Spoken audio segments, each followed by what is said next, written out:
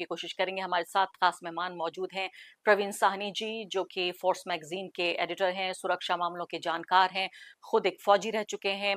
प्रवीण जी, सबसे पहले मैं आपसे ये जानना चाहती हूँ कि जब ये स्टेटमेंट आपने सुना, ये पढ़ा, तो मन में क्या ये विश्वास अविश्वास की बात आई? क्योंकि डोनाल्ड ट्रंप को लोग कहते हैं कि भाई वो तो दीवाने हैं, वो कुछ भी कह देते हैं, ये कुछ भी कहना हुआ? देखिए, ये जो धमकी है, इस धमकी से सिर्फ जो रिलायबिलिटी है अमेरिका की और डोनाल्ड ट्रंप की है, वो कम होती है। दुनिया में क्रेडिबिलिटी अमेरिका की कम होती है। उसका कारण ये है कि आईएईए के जो डायरेक्टर जनरल हैं, उन्होंने भी कहा है कि इनके पास जो है न्यूक्लियर वेपन्स नहीं बना रहे हैं ईरान। उसके बाद जो खुद अमेरिका की जो डायरेक्टर हैं नेशनल इंटेलिजेंस की, तुलसी गैबर्ड, उन्होंने कहा है अभी कुछ महीने पहले, उन्होंने बयान दिया है कि ये न्यूक्लियर वेपन नहीं बना रहे हैं। जैसे आपने बताया, वो G7 से एकदम इमरजेंसी में वापस गए हैं। तो उसके बाद जो उन्होंने मीटिंग रखी है, उसमें तुलसी गैबर्ड को नहीं रखा है। कहने का मतलब ये है, ये वही एक साजिश है जो कि मोसाद है, जिसमें CIA है, जिसमें MI6 है, जिसमें जो इन्होंने यूक्रेन में कर रहे हैं वही यहाँ कर रहे हैं। अभी तक जो ट्रंप थे वो रेजिस्ट कर रहे थे, पर अब ऐसा लगता है कि जो इजराइल की लड़ाई है, वो अब दिख रहा है कि अमेरिका की लड़ाई बनती जा रही है, जो ना तो अमेरिका की क्रेडिबिलिटी के लिए अच्छी बात है, ना ट्रंप की क्रेडिबिलिटी के लिए अच्छी बात है। बिकॉज उनकी जो कॉन्स्टिट्यूंसी है, उन्होंने इनको एक खास कारण क्यों चुना था? Because he was seen as a peace president. ये लड़ाई नहीं चाहते थे, लड़ाई रोकना चाहते थे। तो मेरे ख्याल में ये धमकी देने से कोई फायदा नहीं होगा। ईरान पे धमकी नहीं लागू हो रही है, और ये सिर्फ अपनी क्रेडिबिलिटी नीचे कर रहे हैं। और इस धमकी के थ्रू अमेरिका जो है, जो इजराइल की लड़ाई है, उसकी ओनरशिप ले रहा है। आप ये कह रहे हैं जो अब तक इजराइल की लड़ाई थी वो लगता है अमेरिका की लड़ाई बन रही है, और हंसी आती है, दुख भी होता है कि पूरा जो नाटक रचा गया वो ये था कि ईरान की जो न्यूक्लियाई ताकत है वो खतरनाक है दुनिया के लिए, वो जो विश्व शांति के लिए खतरनाक है। आइए इस पर बातचीत करते हैं, न्यूक्लियर डील करते हैं। पार्टियों को बिठाया गया, अमेरिका ने मध्यस्थता की, इजराइल को बुलाया गया, और ईरान की तरफ से उस मध्यस्थता की जो अध्यक्षता कर रहे थे उन्हीं की हत्या कर दी। तो ये कैसा घिनौना मजाक है? इतनी बड़ी बड़ी ताकतें सामने आ रही हैं दुनिया की, और उसके बावजूद उनके शब्दों की कोई अहमियत नहीं है, कब वो क्या कहते हैं। तुलसी गैबर्ट का आप जिक्र कर रहे थे, उन्होंने खुद अपने अधिकारी, खुद ही अपने एडमिनिस्ट्रेशन के लोगों की जो जो सलाह है और जो उनका नतीजा है उसको रद्द कर रहे हैं कि मैं नहीं मानता, वो ये कह रहे हैं। अब मुझे ये बताइए, आपकी जब ये बात हो रही है, वो कह रहे हैं कि खासकर खामनाई, अयतुल्ला खामनाई को लेकर जो उन्होंने सीधे तौर पर ट्वीट किया है, इसका क्या मायने हैं कि वो हमें पता है वो कहाँ है, लेकिन अभी वो सेफ हैं, अभी तक वो सेफ हैं, इसके क्या मायने हैं? इसका मायने बहुत सीधा है। अगर उनको मारना होता तो वो अभी तक मार देते, वो उसका ऐलान नहीं करते, पहली बात। दूसरी बात यह है, इजराइल अभी डेस्परेशन में है। इजराइल नहीं, अभी मुझे लग नहीं रहा है 6 दिन में वो कोई लड़ाई जीत रहा है ईरान के अगेंस्ट। तो वो डेस्परेट है कि किसी तरीके से कोई अमेरिका को ले आए इस लड़ाई के अंदर। तो वही मुझे लगता, दो चीजें हो रही हैं। ये धमकीबाजी से कुछ होने वाला नहीं है। अमेरिका की क्रेडिबिलिटी नीचे हो रही है, और ये सारी लड़ाई अब अमेरिका की लड़ाई बनती जा रही है, जिसका बहुत सीरियस इम्प्लीकेशन है। लेकिन प्रवीण जी ये बताइए, कल मैं कॉमोडोर उदय भास्कर से बातचीत कर रही थी, वो ये कह रहे थे कि इजराइल की जो ताकत है ईरान के मुकाबले वो कई गुना है। यानी अगर यूनाइटेड स्टेट्स को भी हम थोड़ी देर के लिए किनारे रख दें कि वो अगर साथ ना दे, तब भी ईरान के मुकाबले, क्योंकि ईरान पर जितने सैंक्शंस लगे हुए हैं, ईरान के जहाजों का, वो लड़ाकू विमानों का जिक्र कर रहे थे जिनकी मरम्मत तक नहीं हुई है, इसलिए उनको मैदान में उतारा नहीं गया है, उनको भेजा नहीं गया वहां जो एयर स्पेस है, यानी कि कोई लड़ाकू जो लड़ाई एयर स्पेस में हो रही है उसको लेकर। तो उसके बावजूद भी क्यों बौखलाया है इजराइल? अगर हम लोगों की भी बात करें, 10 गुना ज्यादा लोग मारे गए हैं ईरान में इजराइल के मुकाबले, उधर सैकड़ों मर रहे हैं, इधर दर्जनों मर रहे हैं। पूरी की पूरी जो सैनिक जो लीडरशिप है, मिलिट्री लीडरशिप, तकरीबन उसको तबाह कर दिया है ईरान की। तो ये बौखलाहट क्यों है? बौखलाहट इसलिए है कि ये कन्वेंशनल लड़ाई नहीं हो रही है। जो लड़ाई हो रही है, वो हो रही है मिसाइल्स की। जहां तक ईरान का ताल्लुक है, देखिए 20 साल से ईरान तैयारी कर रहा है। तो ईरान को पता था ये लड़ाई होगी एक दिन। तो सब ये सबकी सोच है जो एक्सपर्ट्स हैं उस एरिया के, हाइपरसोनिक मिसाइल्स। देखिए ये हाइपरसोनिक एक अलग तरीके की मिसाइल होती है जो आम मिसाइल की तरह नहीं होती। ये जो ऊपर लेयर होती है एटमॉस्फेयर की, करीबन 20 किलोमीटर से 100 किलोमीटर तक ये उस पे चलती है, इसके अगेंस्ट कोई डिफेंसेस नहीं होते हैं। तो अब जो है उनके पास कितनी हाइपरसोनिक मिसाइल्स है, कितनी उन्होंने अंदर उसको टनल्स के अंदर डाला हुआ है, ये सब किसी को पता नहीं है, ये सिर्फ अंदाजेबाजी हो रही है। मेरी सोच ये है कि ईरान के पास बहुत सारी मिसाइल्स हैं और बहुत अव्वल दर्जे की मिसाइल है, लेटेस्ट मिसाइल है। दूसरी बात मैं आपको एक और बताना चाहूंगा आपके दर्शकों को कि रिपोर्ट आई है कि कम से कम 3 कार्गो प्लेन हैं चाइनीज के, जो कि कहीं और जा रहे थे यूरोप की तरफ, फिर उन्होंने अपना रडार बंद किया और वो ये ईरान में लैंड किए हैं। कहने का मतलब ये है कि उनके पास लड़ाई की जो क्षमता है वो आ भी रही है, वो दी जा रही है, चाइना भी दे रहा है, रशिया उनके साथ खड़ा है। तो देखिए ये जो लड़ाई है ना, कन्वेंशनल लड़ाई में होता है कि हमें एयर सुप्रीमेसी बनानी है। यहाँ पे ईरान को एयर सुप्रीमेसी नहीं बनानी है। क्यों नहीं बनानी है कि जो हाइपरसोनिक मिसाइल होती है उसको सुप्रीमेसी की कोई जरूरत नहीं होती। जब आपको तभी बनानी पड़ती है अगर आपको फौज निकालनी होती है कॉरिडोर के अंदर से। तो ये जो बात करनी कि उनके पास ये जहाज नहीं है, ये नहीं है, उसकी कोई जरूरत नहीं है। आप साइज देखिएगा इसराइल का, इसराइल का 10, इसराइल से 10 गुना ज्यादा बड़ा है। उसकी जो वो है, ये मुश्किल से कितने, they are just about very, ये पॉपुलेशन देखिए कितनी ज्यादा, 10 गुना पॉपुलेशन है, इतना बड़ा एरिया है। तो ईरान जो है आम ताम ताकत नहीं है, कन्वेंशनल लड़ाई नहीं हो रही है। तो ये देखिए ना, ये जो जैसे आप कह रहे हैं कि ये एक्सपर्ट से आपने बात करी है, ये सोच रहे होंगे ऑपरेशन सिंदूर के बारे में या यूक्रेन की लड़ाई के बारे में। वहां पे कन्वेंशनल लड़ाई हो रही है जैसे, क्योंकि वहां पे जो दो ताकत है वो पीयर कॉम्पिटिटर्स हैं, जी हाँ। इसलिए एयर वॉर हो रही है। यहाँ पे वो नहीं है। और मैं दर्शकों को ये बताना चाहती हूँ कि इसी दौरान जो खबरें आ रही हैं भारत-पाकिस्तान के नज़रिए से अगर देखें तो पाकिस्तान के सेना अध्यक्ष के साथ डोनाल्ड ट्रंप लंच करेंगे। ये भी अपने आप में बड़ी बात है, पूरी अंतर्राष्ट्रीय मीडिया में इसको लेकर खबरें छप रही हैं। भारत की भी एक तरह से एक डिप्लोमैटिक नाकामी के तौर पे देखा जा रहा है कि अभी-अभी भारत के ऊपर हमला किया गया, पाकिस्तान समर्थित ताकतों ने, कम से कम भारत ये कह रहा है। और उसके साथ-साथ किस तरह से उनके सेनाध्यक्ष को इतना स्पॉटलाइट में लाया जा रहा है। दूसरी तरफ जब डोनाल्ड ट्रंप ने ये कहा, नरेंद्र मोदी को दावत दी कि आप आइए लौटते हुए कनाडा से, तो नरेंद्र मोदी ने खामोशी से ये कह दिया।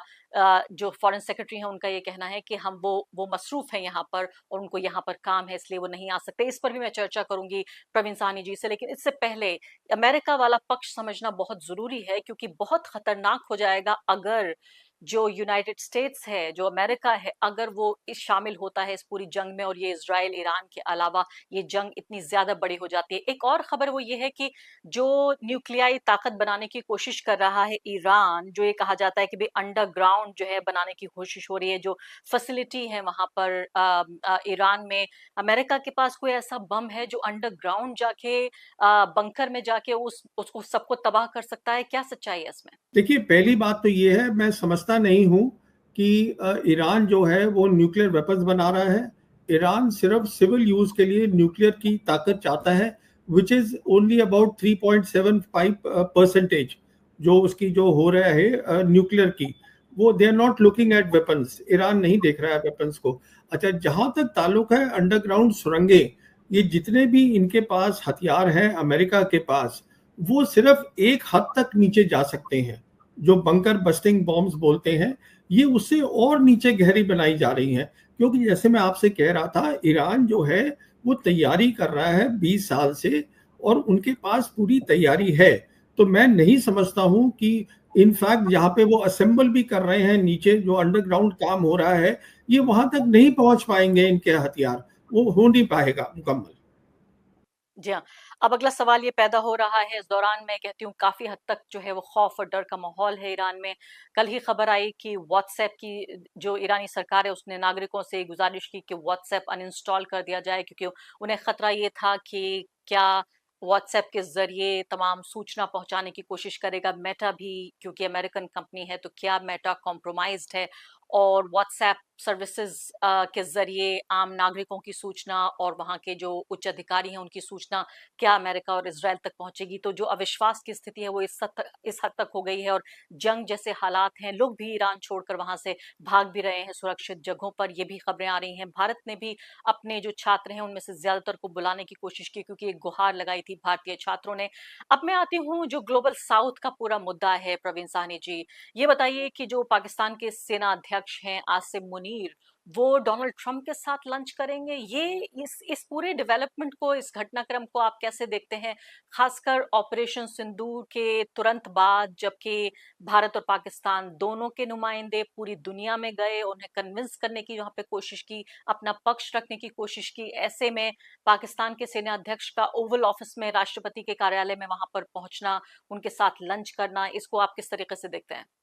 देखिए, मैं इसका जवाब देता हूं, उससे पहले एक और क्लैरिफिकेशन देना चाहूंगा। ये जो आप कह रही हैं कि ईरान से लोग भाग रहे हैं, देखिए इजराइल में क्या हो रहा है।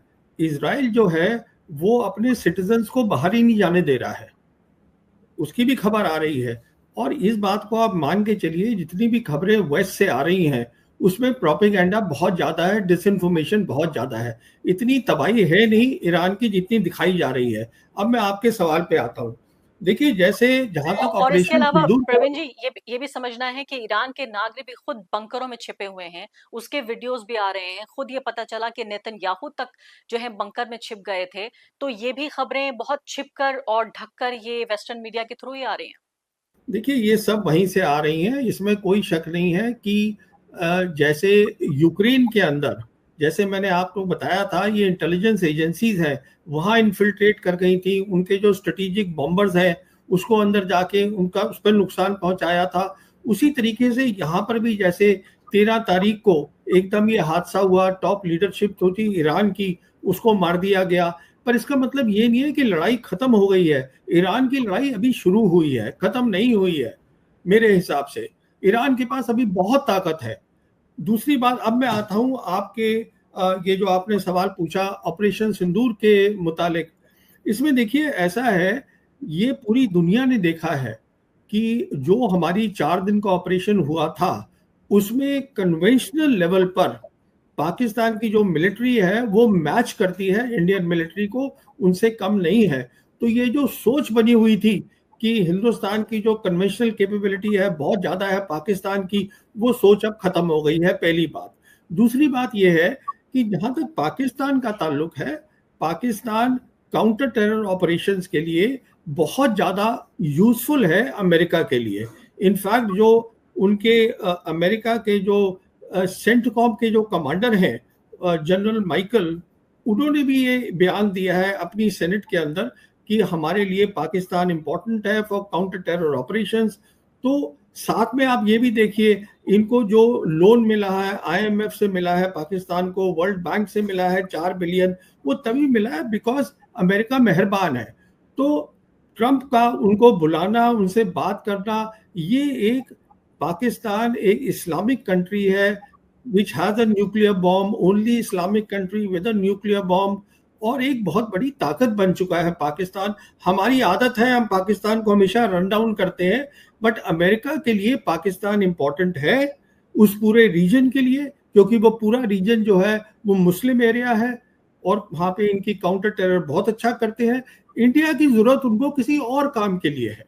लेकिन लेकिन प्रवीण साहनी जी, यहाँ पे मैं ये समझना चाहती हूँ कि आप कह रहे हैं अकेला ऐसा मुस्लिम देश है जिसके पास न्यूक्लियर पावर है, लेकिन इसके साथ साथ ये समझना जरूरी है कि ईरान भी एक तरह से जो मुस्लिम दुनिया है उसका लीडर बनने की कोशिश लगातार करता है, कम से कम एक रीजनल लीडर। ऐसे में क्या पाकिस्तान इस बात की इजाजत देगा कि उसके बॉर्डर्स का इस्तेमाल किया जाए ईरान पर हमले के लिए? क्या ये पाकिस्तान के लिए, अगर ऐसा होता है, तो क्या पाकिस्तान को पूरी मुस्लिम जो वर्ल्ड है, मुस्लिम दुनिया है, उसमें अलोकप्रिय नहीं बनाएगा? देखिए, पहली बात तो ये है, पाकिस्तान ऐसा कुछ नहीं करेगा। पाकिस्तान कोई ऐसा काम नहीं करेगा ईरान के खिलाफ।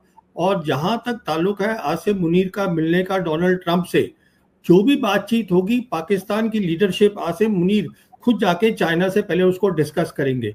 अभी जहां तक आपने बात करी ईरान की, ईरान रीजनल लीडर नहीं है, हमें ये बात भी समझनी है। ईरान का अब एक वर्ल्ड व्यू है। ईरान एक बहुत इंपॉर्टेंट मेंबर है एससीओ का, इंपॉर्टेंट मेंबर है ब्रिक्स का। ग्लोबल साउथ का बहुत इंपॉर्टेंट मेंबर है। इसीलिए आज दो बड़ी ताकतें चाइना और रशिया ईरान के साथ खड़ी हैं। तो जहां तक इसराइल का ताल्लुक है, इसराइल का रीजनल पर्सपेक्टिव है। जहां तक पाकिस्तान का ताल्लुक है, पाकिस्तान का अभी भी रीजनल पर्सपेक्टिव है, उनमें काबिलियत है अपनी जियो पॉलिटिक्स को बढ़ाने की, पर अभी तक बढ़ी नहीं है। पर जहां तक ईरान है, ईरान रीजन से बहुत बड़ा बन चुका है, इस बात को हमें समझना पड़ेगा। उनकी जियो पॉलिटिक्स बहुत बड़ी बन चुकी है। अब मैं जिक्र कर लेती हूँ एससीओ का, जो शंघाई कोऑपरेशन ऑर्गेनाइजेशन है, जिसने स्टेटमेंट जारी किया इसराइल के खिलाफ। भारत उससे बाहर रहा कि भारत शायद उसकी शब्दावली जो थी उससे सहमत नहीं होता था। दूसरी बात ये भी आ रही है G7 को लेकर भी, कि वहां भी जिस तरह से एक दोहरापन नजर आया इसराइल को लेकर और ईरान को लेकर, कि ईरान के पास तो कोई न्यूक्लियर वेपन नहीं होना चाहिए, इसके बावजूद भी कि नॉन प्रोलिफरेशन ट्रीटी पे इसका सिग्नेटरी है ईरान और इसराइल नहीं है। इसराइल के ऊपर भी ये लगातार ये शक शुबा है कि उसके पास न्यूक्लियर ताकत हो सकती है। ये दोहरापन हमने देखा। साथ साथ ब्रिक्स, एक और जो रीजनल ऑर्गेनाइजेशन है, ब्राजील, रशिया, इंडिया और चाइना, इन तमाम ऑर्गेनाइजेशंस को देखें और भारत का इसमें अगर रुख देखें, तो अभी इस ये जो ताजा संकट है, इस पर आप क्या कहते हैं? मैं इसमें दो बातें बोलना चाहूंगा। एक थोड़ा सा और बात करना चाहूंगा, क्योंकि आप न्यूक्लियर वेपन्स की काफी बात कर रही हैं। तो मैं ये कहना चाहता हूं आपके दर्शकों को कि ईरान को आज न्यूक्लियर वेपन्स की जरूरत नहीं है, क्योंकि उसने उसको ऑफ बैलेंस कर दिया है अपने ग्लोबल रोल के साथ। नया वर्ल्ड ऑर्डर जो बन रहा है उसमें जो बड़ी ताकतें हैं like China and Russia, they are backing Iran. तो ये एक सिर्फ ये वो है, मिथ है जो बनाया गया है कि ईरान को आज न्यूक्लियर वेपन चाहिए। वो खुद कह रहे हैं हमें नहीं चाहिए। अब जहां तक हिंदुस्तान का ताल्लुक है, देखिए हिंदुस्तान की फॉरेन पॉलिसी बिल्कुल गलत है। हम ग्लोबल साउथ कंट्री हैं, हम ब्रिक्स के हम कहते हैं मेंबर हैं, एससीओ के मेंबर हैं। हमें आज ईरान के साथ खड़ा होना है, हमें आज पैलेस्टाइन के साथ खड़ा होना है, और हम उसके विपरीत खड़ा हो रहे हैं इसराइल के साथ। इसराइल जेनोसाइड कर रहा है ये पूरे गाजा के अंदर। किसको नहीं समझ में आ रहा है? कोई लड़ाई थोड़ा ना लड़ रहा है इसराइल, वहां पर वहां जेनोसाइड हो रहा है। और ये ईरान जो है, हमें इसको आज देखिए ग्लोबल साउथ सारी कंट्रीज वहां उसके साथ खड़ी है, हम नहीं है उनके साथ। हमारा G7 में क्या मतलब है? जहां तक मेरा ताल्लुक है, हम G7 में तो है ही नहीं, हम G7 की आउटरीच में हैं। ये छठी बार प्राइम मिनिस्टर मोदी गए हैं, पिछली 12 बार से प्राइम मिनिस्टर वहां जा रहे हैं आउटरीच में। पर उस समय दुनिया अलग थी, अब वो दुनिया बदल चुकी है। आज वो दुनिया है, आपको खड़ा होना है अपने लोगों के साथ। आपके लोग हैं ग्लोबल साउथ कंट्री, जहां पे आपकी डेवलपमेंट होगी। G7 कंट्री आज टूटे पड़े हैं, उनमें कोई ताकत नहीं है। जो उनकी ताकत है वो इतनी डिपेंडेंसी है उनकी अमेरिका के ऊपर, और अमेरिका उनको जूती मारता है। जैसे कि आपने खुद ही बयान किया कि जब अभी प्रेसिडेंट ट्रंप जा रहे थे, उन्होंने पब्लिकली फ्रेंच प्रेसिडेंट को कह दिया। जब फ्रेंच प्रेसिडेंट ने कहा कि सीज फायर के लिए जा रहे हैं, उन्होंने कहा मैं उसके लिए नहीं जा रहा हूं, मैं कुछ और करने जा रहा हूं। तो क्या इज्जत है इन लीडर्स की? हम क्यों वहां भाग रहे हैं? मुझे ये बात समझ में नहीं आती है। हमें वहां होना चाहिए जहां हम हैं ज्योग्राफी के हिसाब से, वो हमारी जगह है। आपकी बात तो लॉजिकली बिल्कुल समझ में आती है, मुझे भी समझ में आती है, हमारे जो दर्शक हैं जो सुन रहे हैं इस बात को, उनको भी समझ में आएगा। लेकिन हमारे दर्शकों को ये भी समझाइए कि अभी हाल ही में हमने देखा है पिछले 10 दिनों के भीतर ही कि फिलिस्तीन पर पूरे तरीके से जो सीज फायर को लेकर जो यूनाइटेड नेशंस में प्रस्ताव पास करने की कोशिश हुई, उस पर भारत एब्सेंट हो गया। एससीओ में इसराइल की निंदा करने को लेकर जो स्टेटमेंट जारी किया गया, उससे भारत अपने को अलग कर लिया। अभी फिलहाल हम ये देख रहे हैं कि ईरान के मुद्दे पर भी ना हम इधर हैं ना उधर हैं। तो लॉजिक जब समझ में आ रहा है आपको, मुझे, भारत की जनता को, तो भारत की सरकार को क्यों नहीं समझ आ रहा? क्योंकि भारत की सरकार समझना नहीं चाहती है, इतना इलॉजिकल काम हो रहा है। मैं आपको एक मिसाल देता हूँ। इस खबर आ रही है कि प्राइम मिनिस्टर G7 आउटरीच में जा रहे हैं और वहां बात करेंगे ग्लोबल साउथ नेशंस की। जब आप उनके साथ खड़े ही नहीं हो रहे हैं, अब उनकी बात कौन सी करने जा रहे हैं? मुझे ये समझ में नहीं आ रहा है। आप खड़े होना चाहते हैं इसराइल के साथ, आप खड़े होना चाहते हैं अमेरिका के साथ, कोई हर्ज नहीं है, खड़े होइए। बट माई पॉइंट इज कि जो आज दुनिया बदल रही है, जहां आपको पीस मिलेगी, डेवलपमेंट मिलेगी, वो है ग्लोबल साउथ। उनके साथ आप खड़े होइए, उनकी सोच बिल्कुल अलग है। तो ये कहना कि हम लीडर बनने जा रहे हैं ग्लोबल साउथ के, ग्लोबल साउथ नहीं समझता है कि आप कोई लीडर है उनके। ये मैं कहने की कोशिश कर रहा हूं। हमारी फॉरेन पॉलिसी को 180 डिग्री का टर्न लेना पड़ेगा। कब लेगी वो मुझे मालूम नहीं है। अदरवाइज हमारी फॉरेन पॉलिसी बिल्कुल गलत है, इसमें देश का कोई भी उन्नति होने वाली नहीं है। अब आखिरी सवाल मेरा कि भारत के जो हित हैं मिडल ईस्ट में, अगर ये अस्थिर होती है स्थिति इससे भी ज़्यादा जैसा नज़र आ रहा है, ईरान में चाहे चाबहार पोर्ट हो या मिडल ईस्ट का कॉरिडोर हो, इस तमाम जो कारोबारी और सुरक्षा के हिसाब से जो हित हैं हमारे मिडल ईस्ट में, वो किस तरह से प्रभावित हो सकते हैं?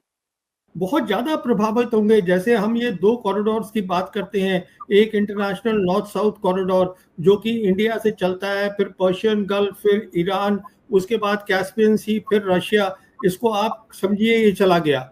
आप ये समझिए आपके और ईरान के रिश्ते जो हैं कभी नॉर्मल अच्छे हो नहीं पाएंगे। प्रिटेंड कर सकते हैं आप, but you can never be real friends, हम नहीं कर पाएंगे। और दूसरा आप देखिए, ये जो बात चल रही थी अभी भी ख्वाबी बात है, बट कॉन्सेप्ट तो है, जो कि है India middle east Europe corridor है, वो भी चला गया। तो आप ये सब समझिए ना, आपके जो कॉरिडोर्स हैं वो बनते हैं पाकिस्तान के थ्रू। आपके कॉरिडोर जो है बहुत तरीके से बनते हैं, नक्शा देखिएगा आप गलत जगह पे बैठे हैं, बिकॉज आप ठीक जगह पे बैठना नहीं चाहते हैं। आप चाहते हैं कि मैं इसराइल के साथ दिखूं और वेस्टर्न पास के साथ दिखूं। ये नहीं समझ रहे हैं आप कि दुनिया बदल चुकी है। That is my point. जी, बहुत-बहुत शुक्रिया आपका प्रवीण सानी जी हमारी चर्चा में भाग लेने के लिए, हमारे दर्शकों को खासकर उन्हीं की भाषा में, हिंदी में बेहतरीन तरीके